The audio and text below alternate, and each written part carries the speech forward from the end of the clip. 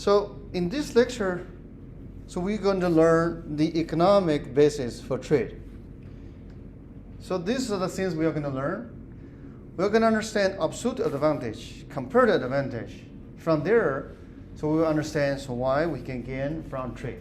Okay, so this is true not only for individual, it's also true for economy, for country, right? So let's see, so what are we going to do?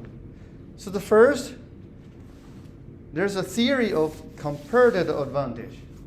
So this theory of comparative advantage states it makes sense to produce the things you are especially good at producing. And at the same time, you're supposed to buy everything else from others. Okay? So you do what is good, what you are good at. And then so you let others do what they are good at. Right? And here, so when we say you are especially good, means so you have lower opportunity costs. Remember in previous lecture, so I asked you to do an exercise or a game to draw fish hand versus elephant, right? So usually your opportunity cost is different from the other person, right? And then so you're supposed to do what you are good at, and then so let other people to do what they are good at, and then we exchange. Okay. Before I give you further explanation, let's just give you an example. Okay? So the example is just imagine, so I am a person who specializes in landscaping. Okay? I spend my entire life to do landscaping. But then there's another person in town, so he's a surgeon. Okay? And so this guy is so smart, he's not only good at doing surgeon, which is something I cannot do, and he can do landscaping. And furthermore, so this guy is so brilliant, so he can do the same quality of landscaping as I can do, and in a short amount of time. So for example, so if I want to fix my garden, it takes me 2 hours, and this guy is so brilliant, he can finish in 1 hour. Now, the question is, does that make sense for him, the surgeon, to do his garden himself? The answer is no. And why is no? Is because of the opportunity cost, because of the comparative advantage. Right? Here, just give you a preview, and then we delve into the details. And in this particular example, right, so this surgeon, yes, he can finish his gardening in 1 hour. It took me 2 hours. And maybe I charge him $200 for the landscaping. And so, but if he do his landscaping himself 1 hour, he saved $200. He has to pay me. But what is the cost for him? The cost for him is for this 1 hour, he usually, so the surgeon paid with much higher price, right? So probably, I guess, this is only my guess, he probably paid for $500 per hour, right? And also he loses the opportunity to save life. This is something I cannot do, right? So, but in the pure economics terms, so this is 1 hour, he loses the opportunity to do complicated surgery, brings him handsome amount. But yes, he can spend this 1 hour to fix his own garden.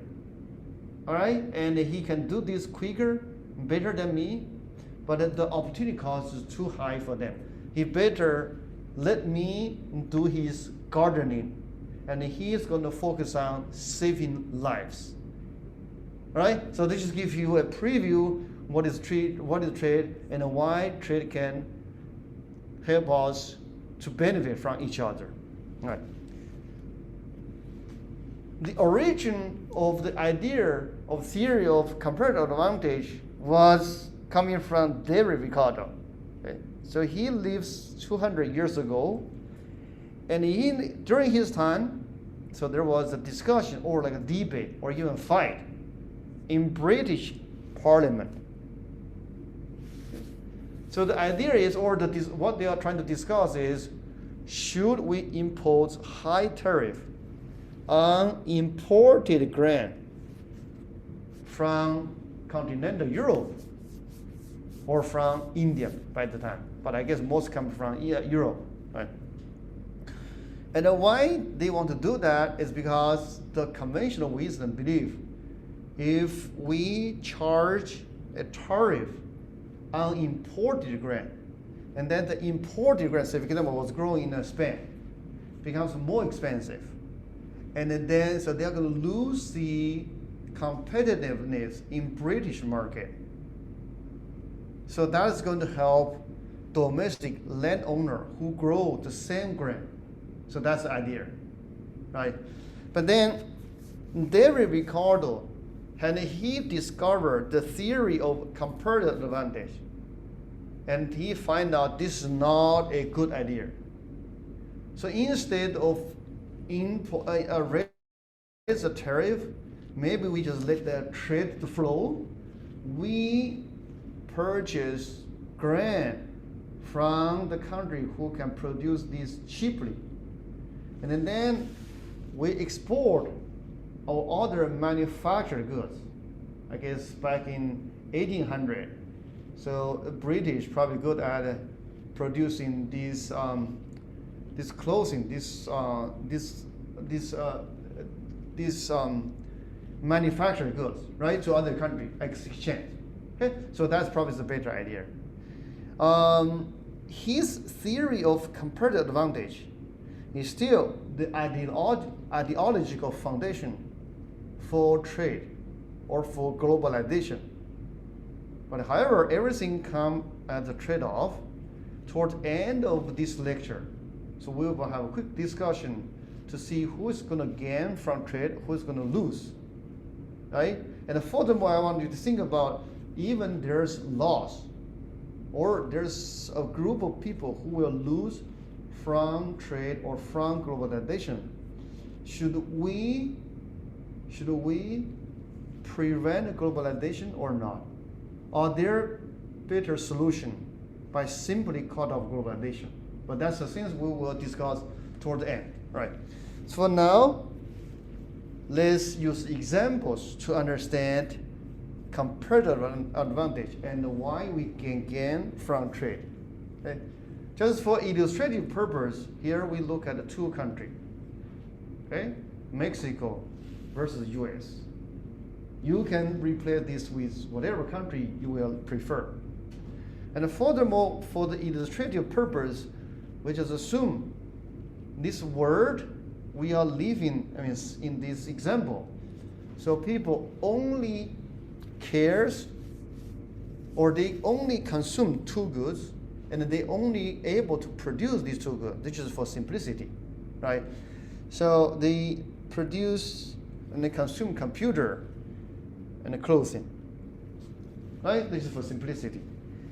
And one more simplification. So we said, okay, so the only things we need to produce these two goods is labor. But you may want to interpret this labor as a labor or worker equipped with certain amount of land, equipped with certain amount of capital and human capital, right? And plus technology, right? Okay. And now let's start with the first potential trading partners, or the first country in this example. We start from Mexico. Okay. So in Mexico, in this simple example, we assume it takes 12 units of labor to make one computer. Okay, so this is unit. So you can interpret this as 12 hours, or you can interpret it 12 weeks. Okay, it's up to you. And this here, the one computer is a one unit. It could be like literally one computer, or you can think of it as like 1,000 units. Right? So the units really doesn't matter. Okay, so as long as we use the same unit across countries. Alternatively, so they can produce one shirt with 2 units of labor, right? And we can graphically show this. So 12 labor on the left-hand side is going to yield 1 computer. So we use this equality to show you the technology. Alternatively, so we have 2 workers to produce 1 shirt. again, we use this equal sign to show the technology, right? Okay, now in order to find out the PPF, the production possibility for Mexico, okay, so we need to find out what's the resource they have. Suppose they have 24 units of labor. Again, so these units can be 1,000, it could be 1 million, even 1 million, right? It can be hours or it can be numbers of workers, right? So with 24, and then given the technology they have, they can either devote all the workers to computer and then end up with 2, or they can devote all the resource in shirts. That's going to give them 12 shirts, right? Now with those information, okay, so we are ready to find out their opportunity costs, and then so we are going to draw their PBF, right? Let's start with opportunity costs. Okay. So in order to make one computer, it is going to cost 12 labors, right? And in other words, so this is your benefit. You're going to benefit by allocating resource to produce one computer.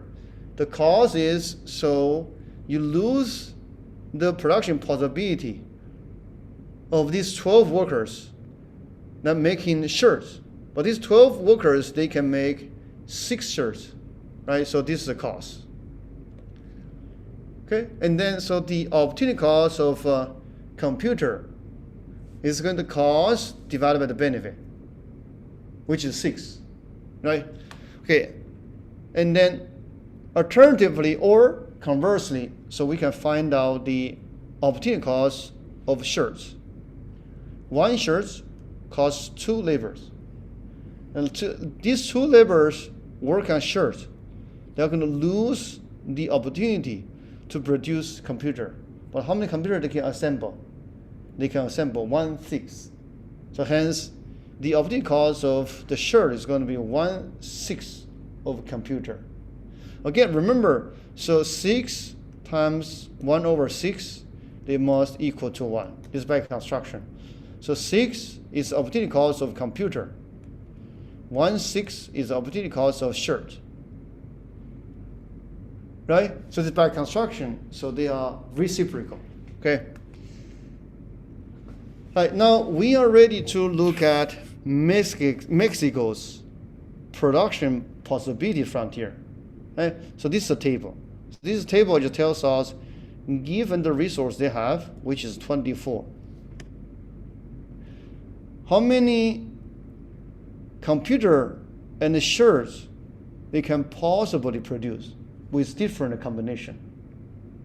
And then so we put those numbers in this table on the diagram. So on the diagram you have shirts versus computer. And then so easily we end up with this straight line. So this is the PBF for Mexico, right? And furthermore, so we will realize the slope of this line, or the PBF, is going to give you the opportunity cost, right? The slope and give you the opportunity cost, right? So I leave that for you to verify. Now, before I move to the other country or start to understand trade, let's look at 2 quick practice questions. Okay. The first one, Erin, so she has a choice between 2 activities.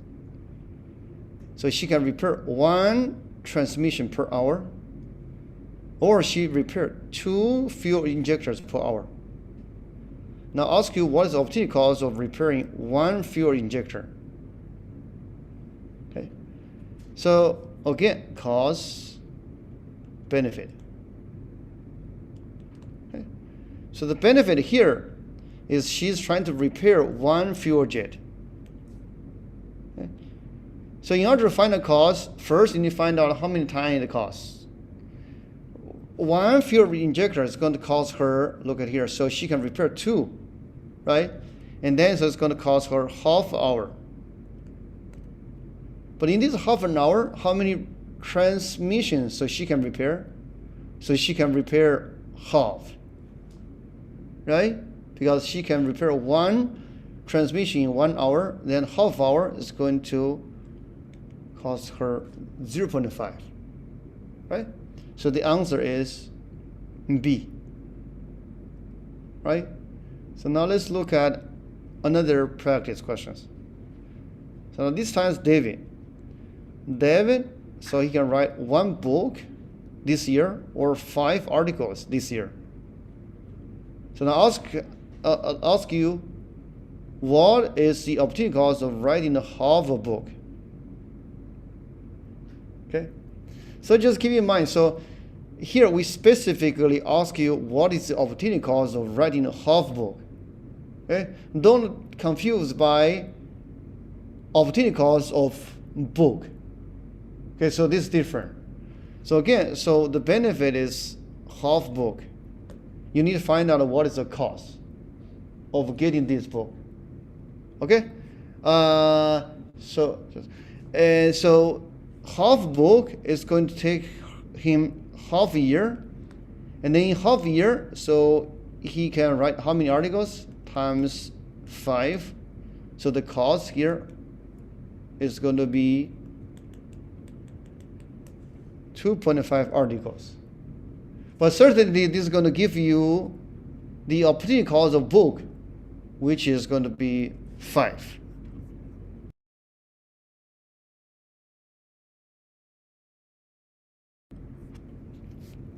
Okay. So again, don't be confused or going to be get tricked in the exam or homework, right? So if this asks you the opportunity cost of writing book is 5, but here asks you what is the opportunity cost of writing half a book. Okay, don't get tricked. All right. Now we are ready to discuss international trade. We just finished the first country. Now we cross the border. We look at United States. This is a potential trading partner, right? To understand how they are going to benefit from each other, we need to identify the PPF in the United States, and then compare it to Mexico. And then next step, so we are going to see how they are going to arrange the trade so they can benefit from each other. And then lastly, we are going to see, okay, so whether they're willing to join the trade agreement. Okay, so that's kind of roadmap how we do the business. Third is the simplest. Okay? And this slide summarizes the PPF or the technology of the United States. To simplify the matter, we say US has the same amount of labor, right? The difference is, so their labor has different productivity. Now with same amount of labor, so the US can produce, this is on the right hand side, 24 computers. Or they can produce 24 shirts on the left hand side. But from here you can see what is their technology and what is the opportunity cost. Right? And actually the next slides, just save your time, next slides just gives you their opportunity cost. So in the United States, 1 shirt costs 1 computer. Or alternatively, 1 computer costs 1 shirt. Remember, this is different from Mexico, right? Actually, so the next slide summarizes their difference. Okay, in Mexico, 1 computer costs 6 shirts. But in United States, 1 computer costs 1 shirt. And clearly, so they have different opportunity costs.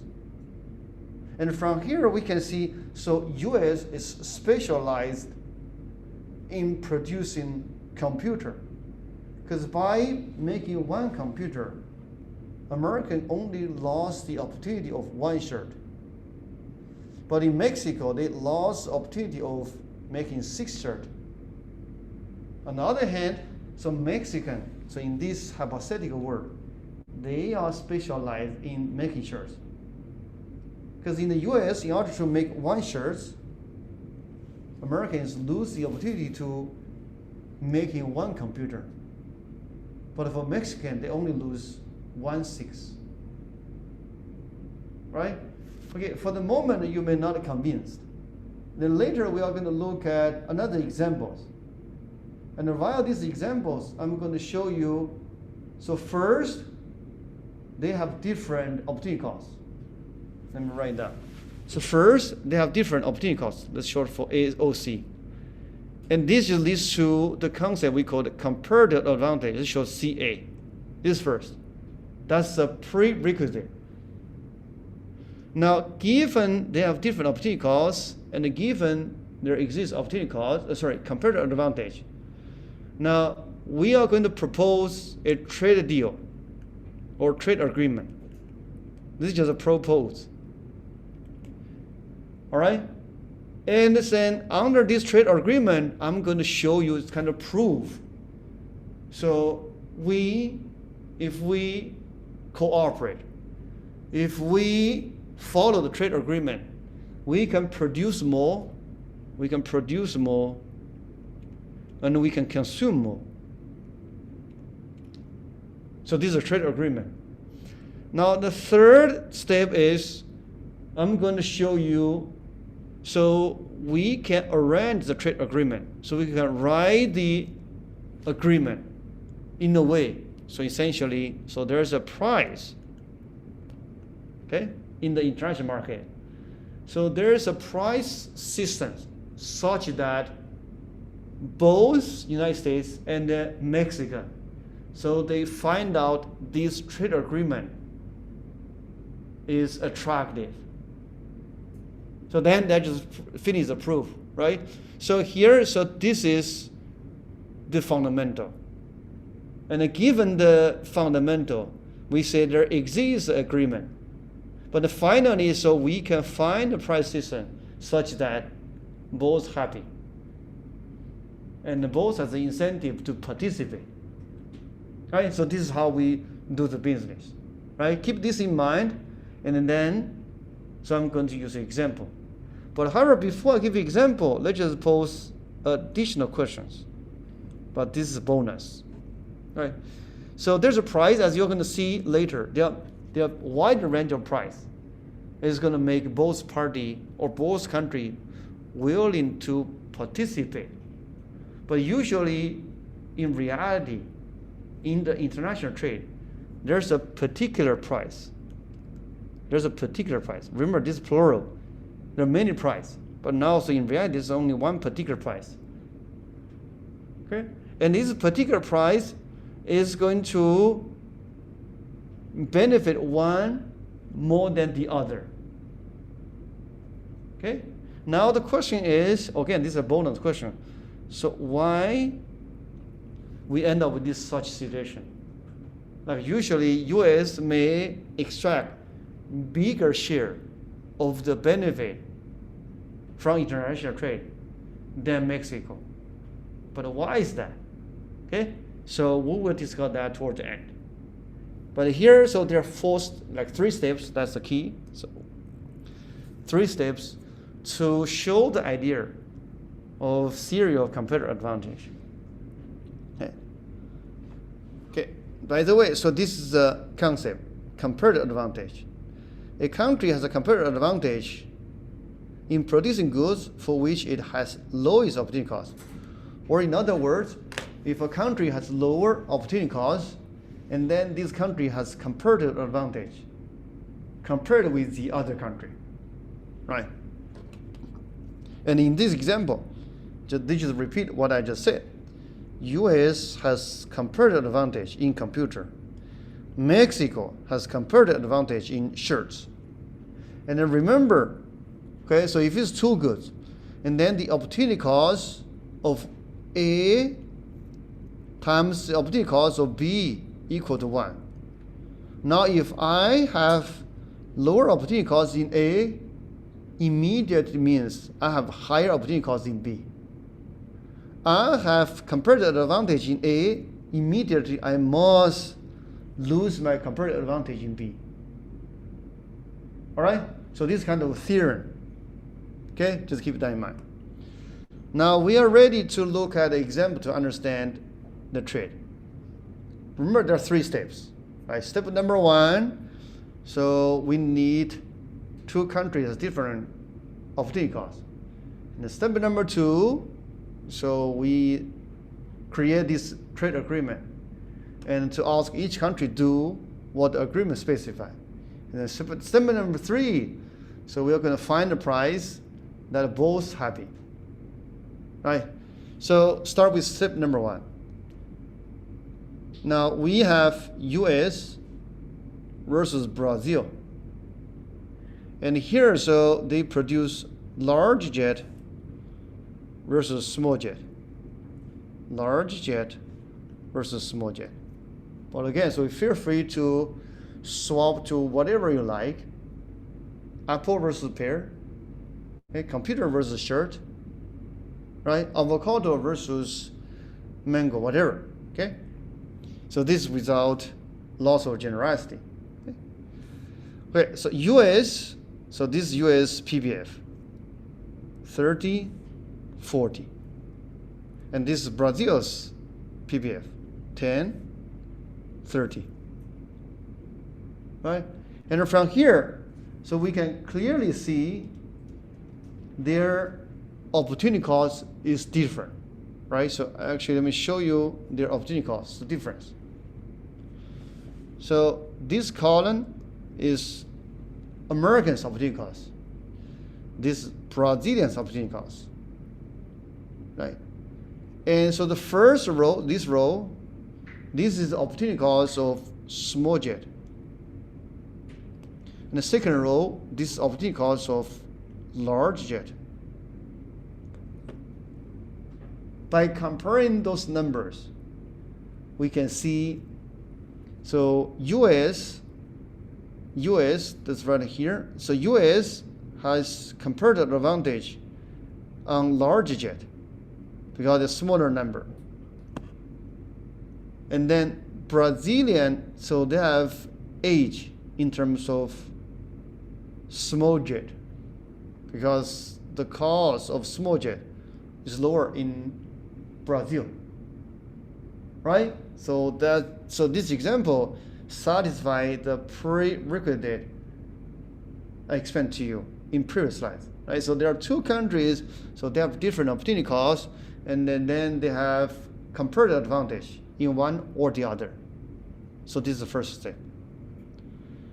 Now, before I go to the second step, which is I'm going to propose a trade agreement, I want you to pay attention. What is the production capacity in the world without trade? So in reality, or in this world, so both countries, they prefer diversity. Okay? So they want a mix of larger jet and small jet. So diversity means, okay, so in the morning, so you want to eat cereal, but you don't want to eat cereal anymore for your lunch. Okay? And for lunch, you want to mix your salad with some meat. You don't want only eat salad. So this is diversity. Okay, so human beings always prefer diversity. So this is an observation from our behavior. And similarly for the economy, so we want a mix of large versus small to serve different market. So without trade, if we live in an isolated world, so US, this is what US want to consume and produce, and this is what Brazilian want to consume and produce. Now if we add the number together, and then so we find out, let's go here, the same sense. Oh, apologize. So before I show you the trade agreement, now you can see, so in an isolated world, the total larger jet we can produce 18 plus 8, which is 26, right? And in the same isolated world, the small jet we can produce is going to be 16 plus 6, which is 22.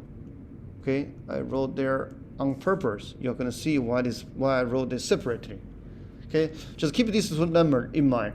In an isolated world, so we will produce and consume 26 larger jet altogether, and a 22 small jet altogether.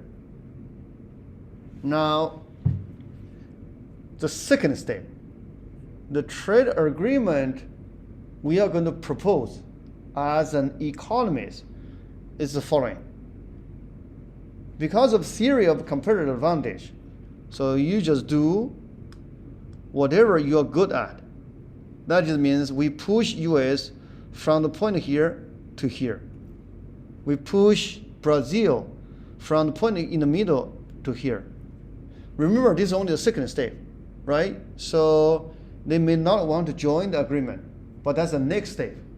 I'm going to prove, so there's an incentive that both US and Brazil will like to join this agreement. But for now, let's see how this agreement is going to make us, or make the world a better world. All right? So with this agreement, or under this agreement, so America is going to produce 30 larger jet. Brazilian is going to produce 30 small jet. Now, let's first look at how the world is going to change. 30 is greater than, so here 30 is larger than 26, right? 30 is larger than 22, meaning at least the world collectively produce more and collectively consume more. Okay, now we go to the key part and the most difficult part, which is how we give them incentive so that both American and Brazilian will participate in this trade agreement. So that is the most difficult part, right? So now we need to go back to here. Okay, so I'm going to copy the number here, and so write in my notepad. So that is going to propose it's a incentive. Okay, so let's go to here. Okay. So US, Brazil, right? So there are two trading partners. And we start with small jet, larger jet, right? And small jet, so the cost in the US is going to be 3/4. In Brazil, it's going to be 1/3. And then, so in the US, so this 4/3, and this 3,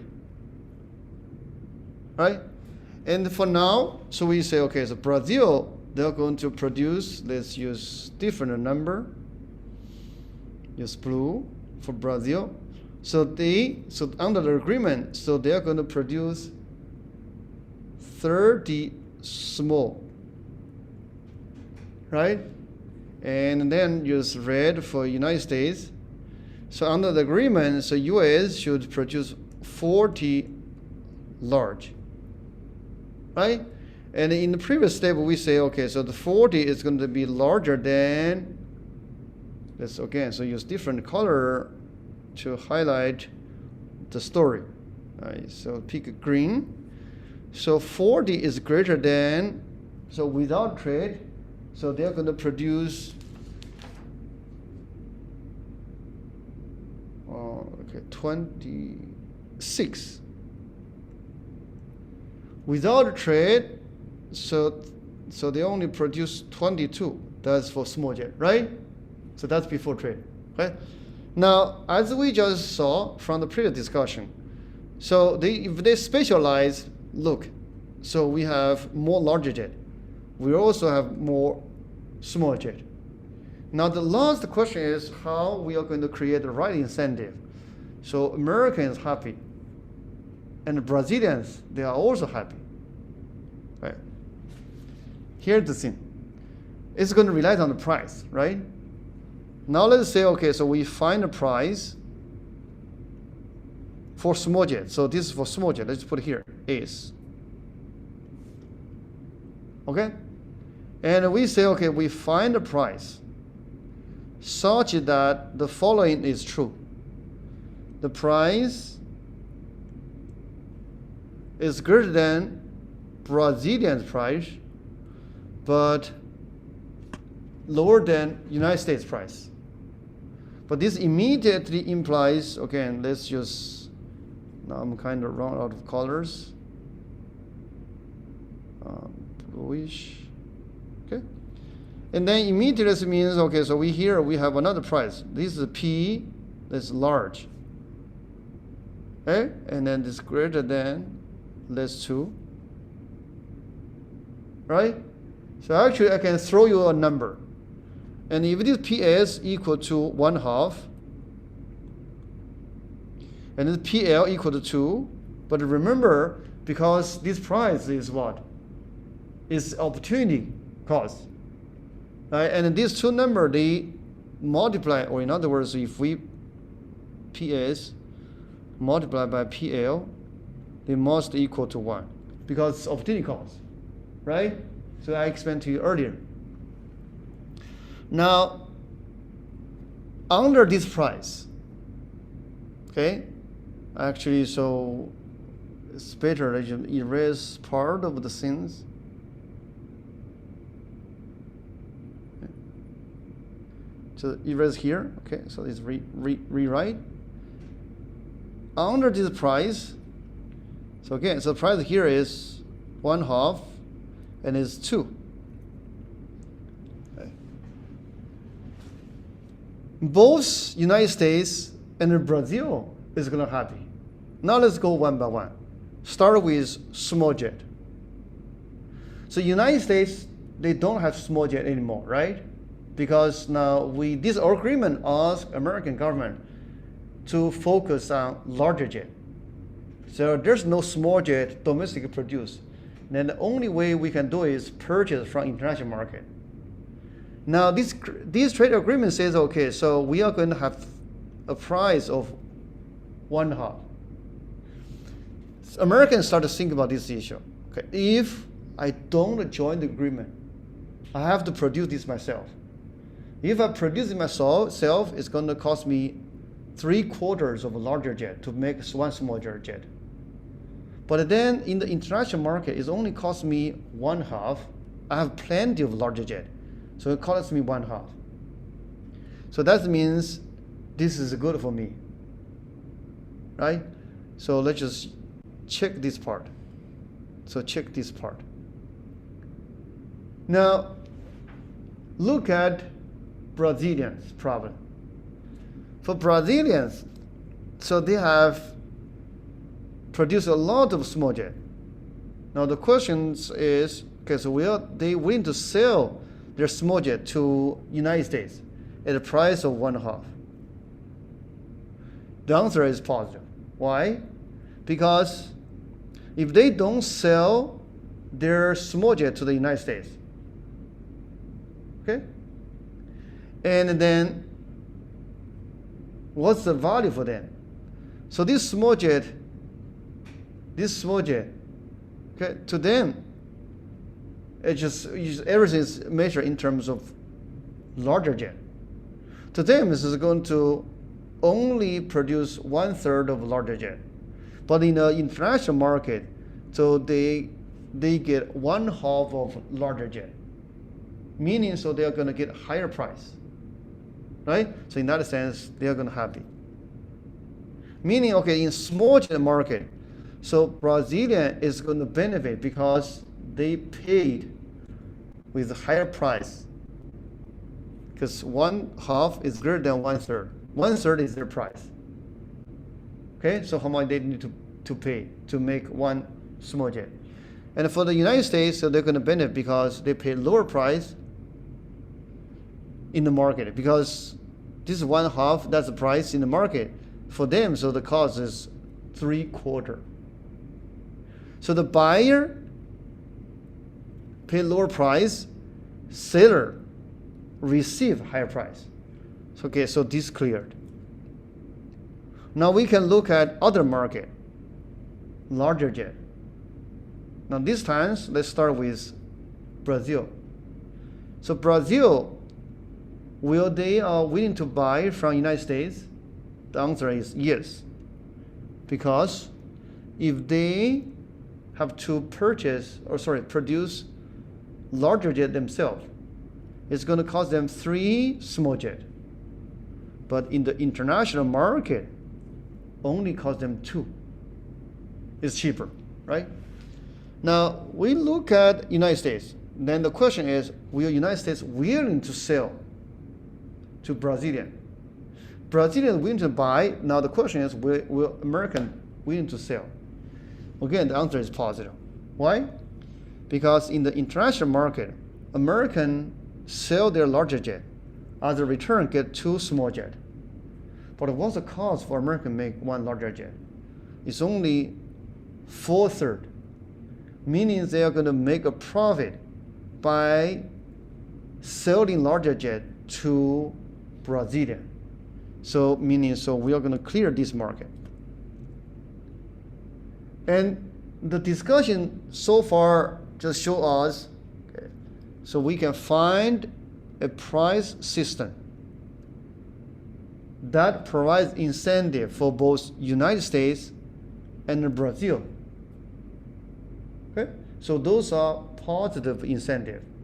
So that United States willing to specialize in larger jet and sell to Brazil. And Brazil willing to specialize in small jet and sell to American. Right? So far we have finished 3 steps. Let me just copy the 3 steps we just talked about. Okay. Let's use red to highlight. Step number 1, so they have different opportunity costs. And then they have comparative advantage. Now step number 2, okay, so we propose a trade agreement. Right, so essentially, so you do what you are specialized. And you buy from someone who are specialized on other things. So this is a trade agreement. Now the step number 3, I just approved. So we can find out the right price or incentives. And then we plan this price and incentive into this trade agreement such that both are happy. Or in other words, so this trade agreement will attract the government or attract the politicians to sit on the same table. Right? So far, so we have finished the discussion how theory of comparative advantage helps the world a better world. Now remember, I asked you to think about bonus questions. Okay, what is the questions? So I need to erase part of those things so we can pay attention to the key things. Right? So let's just erase this part. I apologize. Okay. So what is the bonus questions? In the middle, we wrote 1/2 and a 2. Okay. Now what about we change the price? Actually, so there are other price. right? So for example, let me see. So anything satisfy these two inequality. Let's say 5, 4, no. Let's just make some numbers. Let's say 4 and 2.5. Right? So this works. And here, this is 4 divided by 2.5. And actually, you can write other different numbers. But what's the difference? The difference is, okay, let me just put these two numbers. This is 4, and the other number is 2, 4, and 4, 2. Okay? Let's call this T1, and this is called T2. Okay? T1 is the original price we proposed. And T2 is a new price. Certainly both price will attract United States and Brazil to join the discussion. But what's the difference? The difference is under T1, if you compare T1 and T2, okay? So T1, the US, I mean T1, let me write down, T1 is better for US. And the T2 is better for Brazil. How we understand that? Because in T1, the price of larger jet is 2. But in T2, so the price of a larger jet is smaller than 2, right? Because 4 divided by 2.5 is less than 2. So meaning, so if under T1, US is going to sell their product at a higher price. But in T2, so Brazil is going to sell their small jet in a higher price. But regardless of what, so both T1 and T2, there are options. Right? So this is here, we're just comparing the opportunity cost. We just follow the discussion of comparative advantage. Now, the question is, what is going to determine the final trade agreement? Okay, so that was the original bonus question. So the answer is, so really depending on their bargaining power. Because then, so they're going to negotiate the price. Right? Just think about you go to the store, okay? Or go to like a farmer's market. Whenever negotiation is possible. Right? So there's a price, and then there's a final price. But then, so we are negotiating with the seller. Seller, we go negotiating with the buyer. Right? So then, so the final price is going to depend on who has the stronger bargaining power. This is the same in this trade. Right? Okay, so I'm going to stop here for this discussion. Now back to our slides. Right? All right, so to summarize, because the existence of different opportunity costs, and then so we want them to specialize.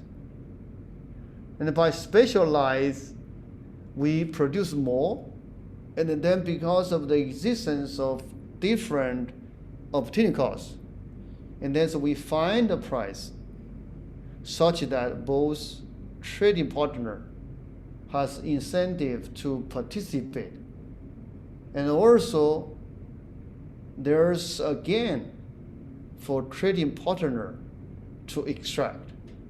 Okay, so that's the theory of comparative advantage. Okay. All right, so now let's move on. So this just, so in the slide just summarize what we discussed. Okay, so I encourage you to read. So after, you can see, so after the trade, so with the price we just talked about. So now US is going to consume 2020. So this just beyond their original, this is beyond the original PPF. Similarly for Brazilian, so now they consume 1010. It's also beyond their original PPF. Right? So that's benefit of trade. Now there's a related concept, is absolute advantage.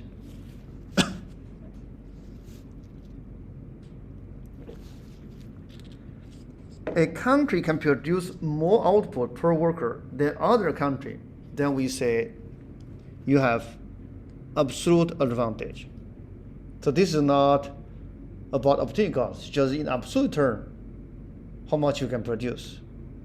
Now if we compare here US versus Brazil.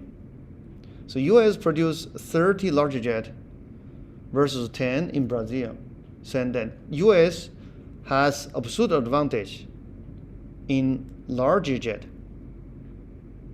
And the US also has absolute advantage in small jet because this 40 versus 30.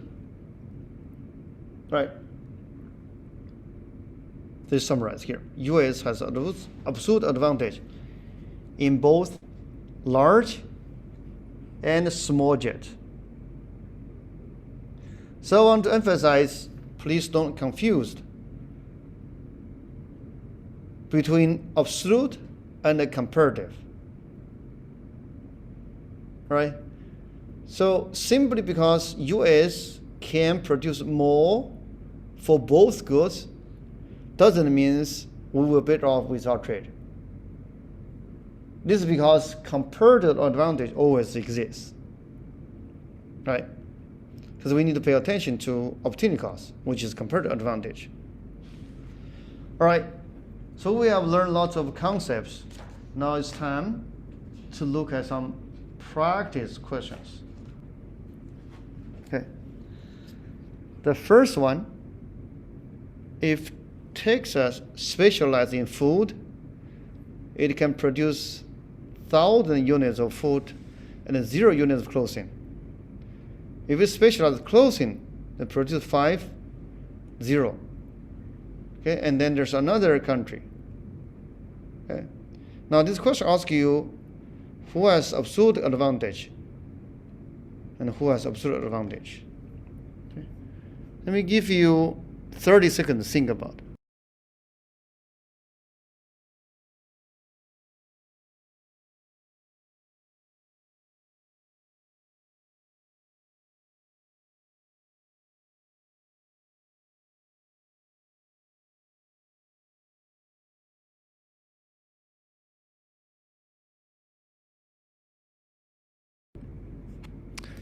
Okay, so absolute advantage is about you can produce more than the other. Now look at clothing. So T, U, okay, C, clothing, and food, F. So T, they can produce 500 clothing or 1,000 food. And U, they can produce 200 clothing or 500 food. Right, and then so immediately you can see, so T, which is textile, can produce more clothing and more food. Okay, that tells us, so textile has absolute advantage in both. Now the next question, same information, but ask you comparative advantage. Okay, so let me give you 1 minute to think about. In the meantime, let me draw their PPF, and then so we work out this problem together, right?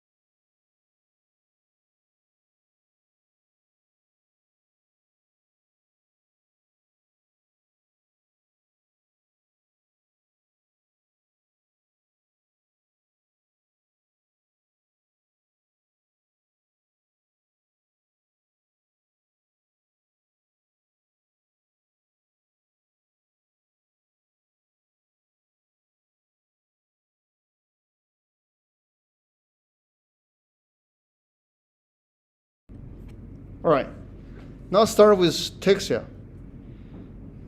So they can produce 1,000 food or 0 clothing, this dot, or 500 clothing, 0 food, this dot. And then we connect. So this is Texas. Now Urbania, 500 food, this circle, 200 clothing, this circle. And then so we connect. This is Urbania. All right? And then from here, so we can compare their opportunity costs. Let's just take one as an example. Say food. So Texas, so the opportunity cost of food is what? So they give out 500 clothing for 1,000 food, which is 1/2. Urbania, so they give up 200 clothing for 500 food, which is 2/5. And then clearly, so here, 2/5 is less than 1/2, meaning, because here we talk about food, meaning Urbania, so here, Urbania has comparative advantage in the production of food. But remember, opportunity cost of the other things is the inverse of the opportunity cost of the first things. Then immediately means T has comparative advantage in production of clothing. Right? So now we look at the other practice questions. So actually we have 2 more. If a country specializes according to its own comparative advantage and trade with others, A, it will operate at a point inside PPF. This is not true even without trade, because this is inefficient. B, it can consume at a higher level than domestic PPF. That is the point of trade. Right? Now let's look at C and D. Its PPF will shift or rotate inward. Trade usually doesn't change your PPF, right? That's not true. D, it consume at the same level as domestic PPF. So that's just before, right? So also it doesn't tell us the benefit of trade. Okay? So these practice questions. So the answer is B. Now, before we do this discussion, let's just look at the next one and then coming back, right?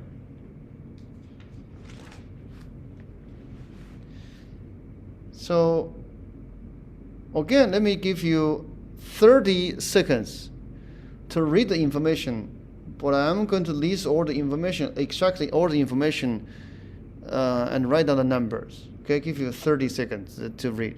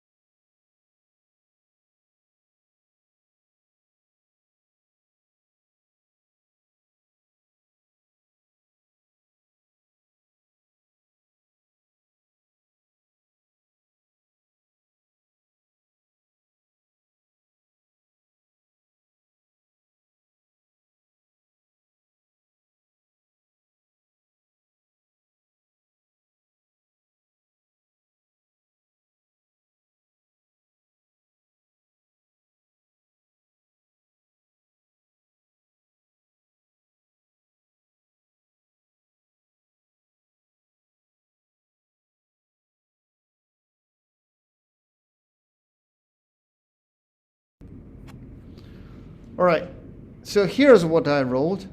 So we have Australia here, Brazil here, and then we have Apple in this column, so you can think of each as I'm drawing the table. and a tomato in this column.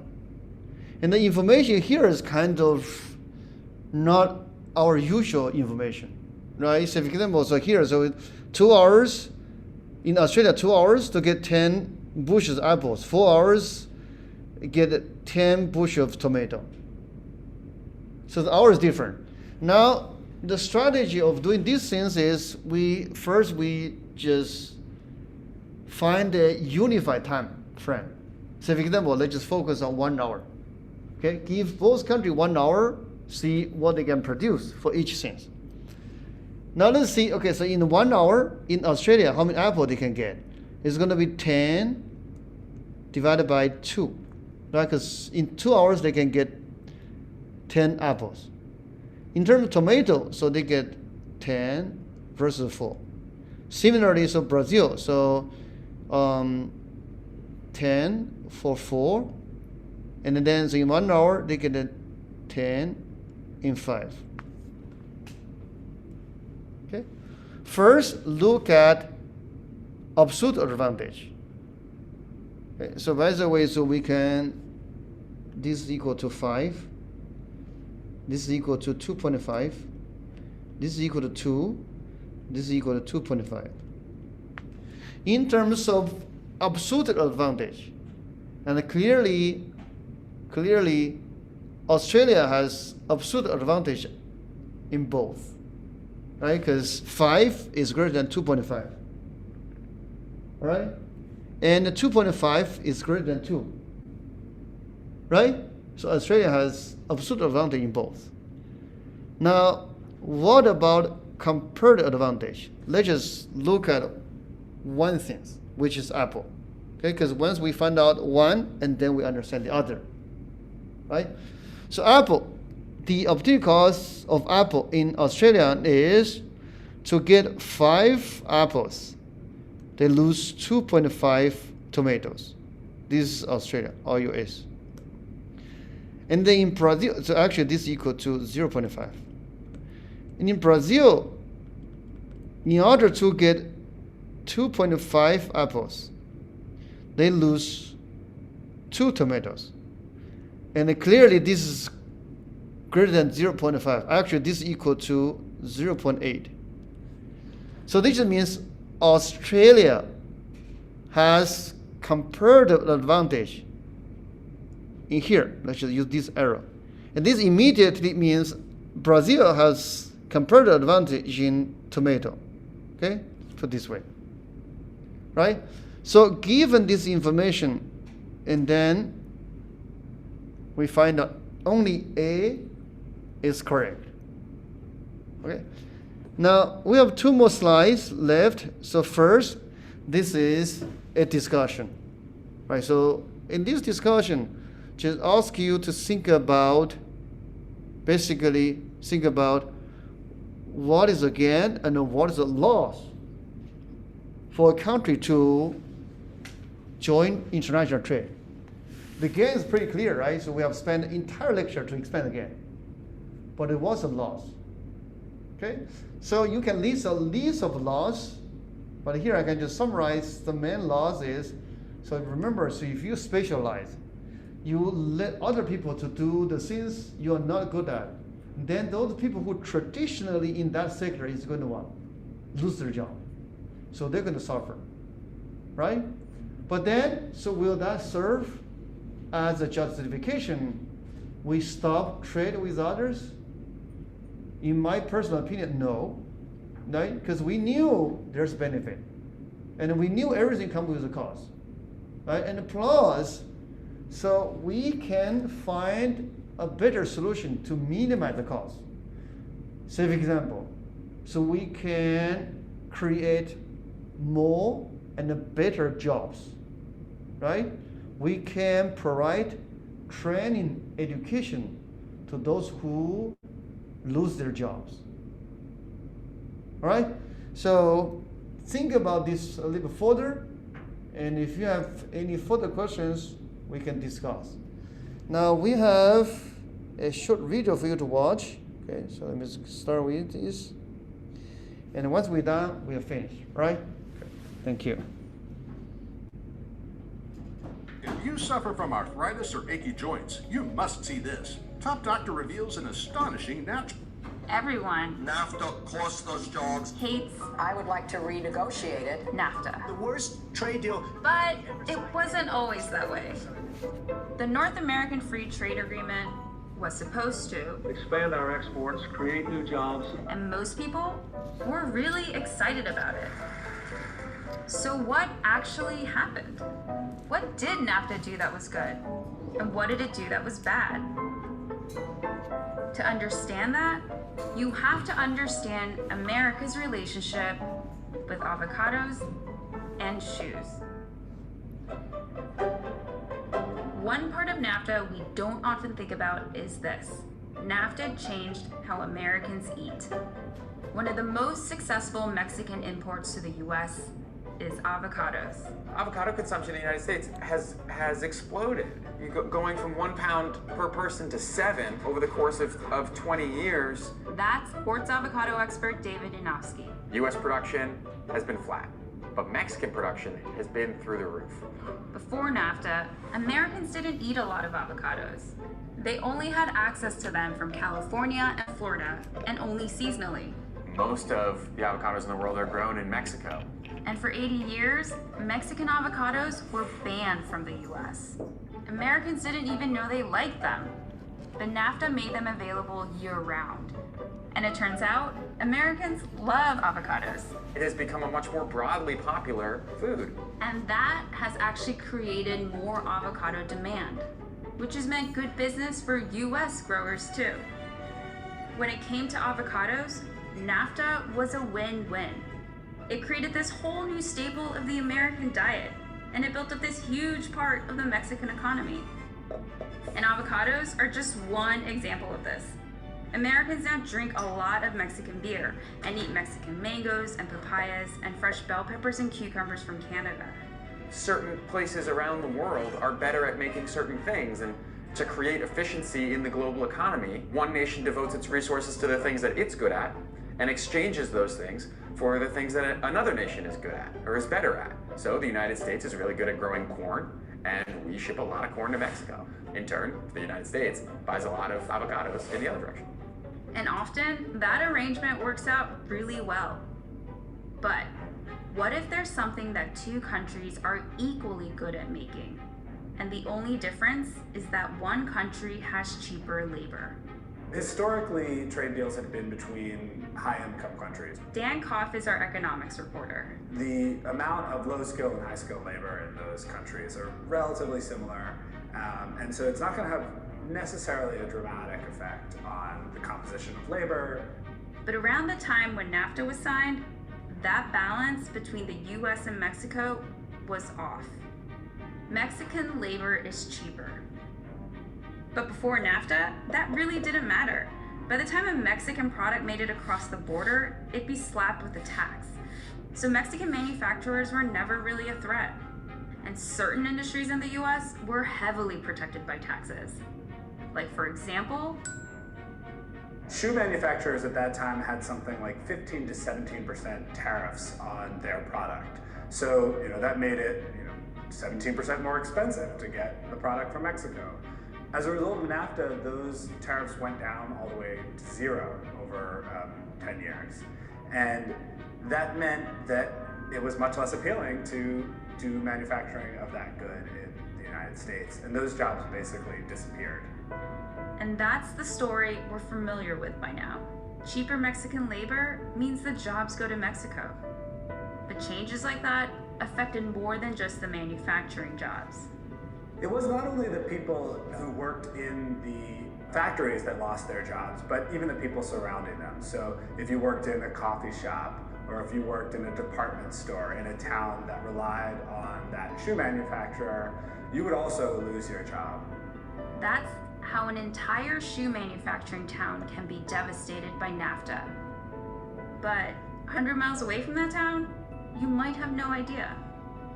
And that is emblematic of how Americans experience NAFTA's pros and cons. The pros were spread around, a little bit of benefit to a lot of people. Whether you're in Texas or you're in Washington State or Massachusetts, you can now get shoes cheaper as a result of the products that were made in Mexico. You might be able to get avocados year round. And most Americans probably didn't even notice those changes. Who really thinks about NAFTA every time they pick up an avocado at the grocery store? But the cons of NAFTA were concentrated. For a relatively small group of people, the pain was deep. And it was deepest in the American South. The people who will definitely notice are the people who lose their jobs. And that is the question at the core of NAFTA. On balance, Americans probably saved money because of it, and they got stuff that they wouldn't have had otherwise. And some people lost their jobs. Was it worth it?